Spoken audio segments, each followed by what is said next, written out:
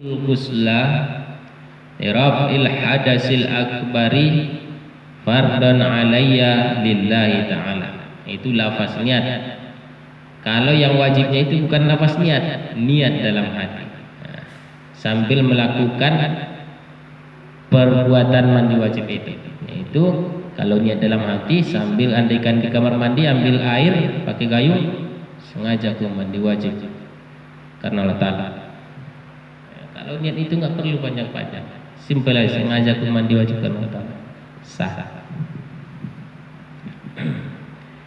Yang kedua, fardu mandi junub itu wa izalatun najasata in kanat ala badanihi, menghilangkan najis jika ada pada badan orang yang mandi itu. Menghilangkan najis. Kalau ada di badan kita najis, apakah itu najis kecil, najis berat, najis pertengahan, pokoknya ada najis yang menempel di badan kita, bersihkan dulu. Bersihkan dulu sebelum kita mandi wajib. Yang ketiga, wa isalul ma'i ila jami'i sya'ri wal basyarati, menyampaikan air ke seluruh rambut dan kulit. Nah, di sini terkadang kita jangan menganggap remeh syarat yang ketiga ini. Jangan terkadang karena cuaca dingin kita mau sholat subuh berjamaah, mandi wajibnya itu buru-buru, tanpa memperhatikan apakah air ini betul-betul sudah sampai ke seluruh kulit kita, sudah sampai ke seluruh rambut kita. Karena ini adalah bagian syarat ataupun fardu sahnya mandi junub itu. Ini di bawah kuku kita ini adalah bagian daripada kulit. Jangan kita karena buru-buru tak memperhatikan. Karena ini bagian daripada kulit juga di bawah kuku. Andaikan ada kuku kita yang panjang, agak dibuka supaya air sampai. Terus maaf yang ketiga ini, ketika kemaluan kita itu pun agak kita perhatikan, betul-betul sampai air ke seluruh kulitnya. Makanya agak kita jongkok, kita siram, begitu mau laki-laki ataupun perempuan. Begitulah sarahnya ketika tadi saya membaca kitabnya. Memang dibahasakan pengarang itu jangan sampai kita menganggap remeh.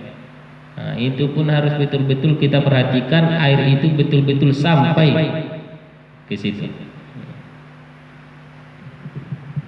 Begitulah hati-hatinya para ulama kita terhadap junub ini, mandi junub ini. Bagaimana tata cara mandi junub yang sesuai dengan ajaran di agama kita, sesuai yang dicontohkan baginda Rasul, yang diajarkan oleh para ulama kita.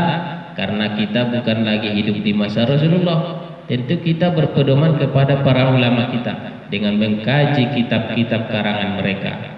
Karena dengan para ulama-ulama terdahulu pun sudah jauh lama meninggalkan kita. Alhamdulillah, bersyukur kita kepada Allah Subhanahu wa taala, mereka meninggalkan ilmu dengan menuliskan, mengarang kitab-kitab turas atau kitab-kitab gundul yang seperti ini. Karena kalau kitab terjemahan, buku terjemahan, banyak orang pintar, orang cerdas bisa memutar, mengubah-ubah. Tapi kalau kitab kuning, sangat susah. Cerdas pun, pintar pun belum tentu bisa membaca kitab-kitab turas seperti ini. Makanya alangkah baiknya kita terus menghidupkan ilmunya para ulama kita. Fardu mandi junub itu ada 3 macam. An-niyatu, yang pertama berniat.